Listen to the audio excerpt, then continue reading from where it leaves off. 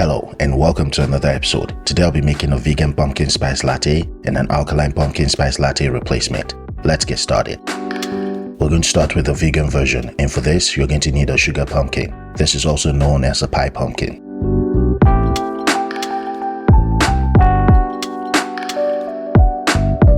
The first step is to make a relatively flat surface by cutting off the stem.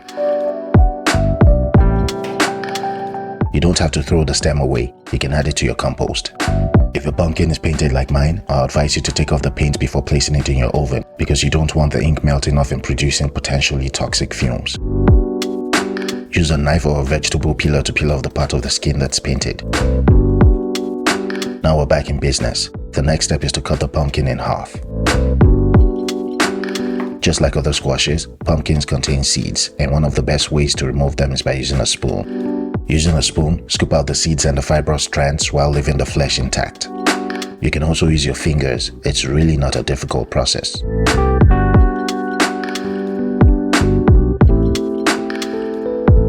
Once you're done, your pumpkins will look something like this. Whatever you do, don't throw the seeds away. Watch the video above to learn how to roast them. To bring out the sweetness of the pumpkin and to make it easier to process, we're going to bake them. Place your pumpkins face side down on a large baking tray, then bake at 400 degrees Fahrenheit for 50 minutes. For those living the alkaline lifestyle, you need a butternut squash. I chose butternut squash because it's one of the sweetest squashes out there. Also, people living the alkaline lifestyle don't eat pumpkins because it's considered a hybrid plant. I'll only be using half of the butternut squash. To make it easier for myself, I'll be using the part of the butternut squash without seeds, and that's the neck. As you can see, there are no seeds. Let's check on the pumpkins. These are good to go. Now we're going to bake the butternut squash at 400 degrees Fahrenheit for 50 minutes. While the butternut squash is baking, I'm going to peel off the skins from the pumpkin halves. You can either scrape off the flesh using a spoon, or you can just peel it back using your hands. It's great that we have some caramelized parts of the pumpkin flesh, as that will add some smoky and toasty flavor to our latte. Don't worry about the color, it won't affect it, it will only make it better. Scrape out the rest of the flesh using a spoon. Once you're done, scoop and add the flesh or the pulp into a food processor or a powerful blender.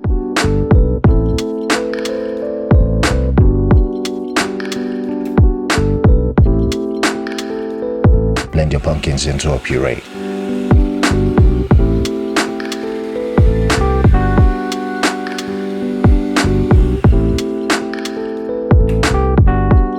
Your puree should look something like this. Add your puree to a large bowl. This pumpkin puree can be stored in the freezer and can be used as many times as needed. Let's check on the butternut squash. Beautiful, just how I like it. Take a look at this. It's so caramelized and the juices are nice and sticky. Just like the pumpkins, we're going to peel off the skin. This one is a little bit more tricky as it's very thin. I'm really doing my best in holding myself back from just inhaling this entire thing. Anyway, just like the pumpkin, we're going to add this into a food processor and process into a puree. This will also store in the freezer for a couple months or in the fridge for up to 7 days. If you're living the alkaline lifestyle, here's your replacement for pumpkin puree. Let's make our spice blend for vegans. This is optional, but I like to use 1 tablespoon of allspice. This is also optional, but you could add 10 peppercorns. I like to add it for some heat. For that full vibe, you can add 8 whole cloves. Next, you want to add a large thumb-sized Ceylon cinnamon stick. We're going to toast these on medium-high for about 2 minutes.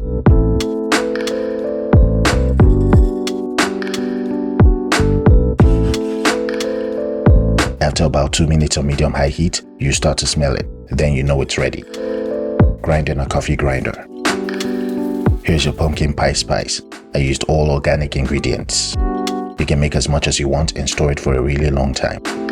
Place a small pot on medium-low heat, then add 1 cup of your preferred plant-based milk. We're still making the vegan version. This is a whole nutmeg, and since we're making the vegan version, we can add it. Using a microplane, grating 1/8 of a teaspoon. Next, I'm going to slice up a thumb-sized fresh ginger. Add your fresh ginger to the pot. Next, I'm going to add 1 tablespoon of organic vanilla extract. To enhance the taste, I'm going to add a pinch of Celtic sea salt. For sweetness, I'm going with agave syrup. You can adjust this to taste. You can also use some maple syrup or brown sugar. Remember our spice? Now I'm going to add 2 teaspoons.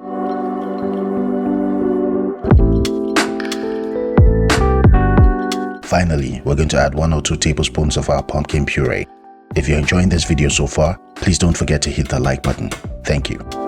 At this stage, you can add any other ingredients you feel you need. Give it a really good whisk and taste to make sure everything is to your liking. Adjust as needed.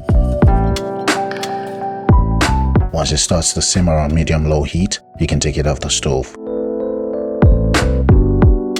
For the alkaline version, you're going to need 1 cup of walnut milk. Check out my recipe if you don't know how to make it. Add 1 cup of walnut milk to a pot set to medium-low heat, then add some agave syrup to taste.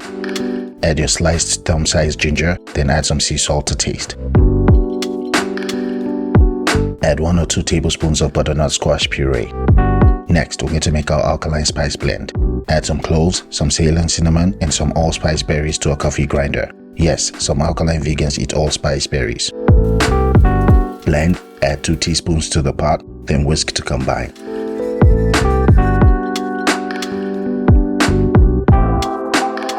Once it starts to simmer, you can take it off the stove. Pass both versions through a strainer or cheesecloth. The smaller the mesh, the better.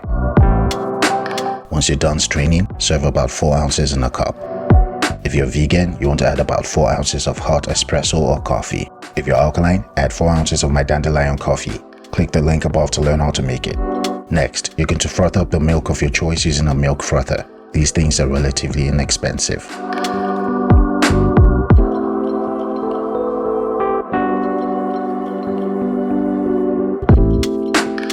Finally, top it up with some milk, then add the foam. Using a spoon, scoop out some foam and add it to the top of your latte.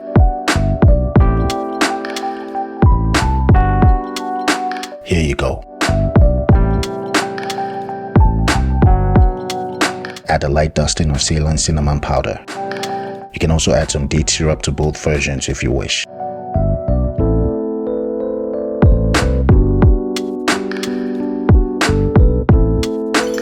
To make a homemade iced latte, simply pour in some ice into a glass and add your latte.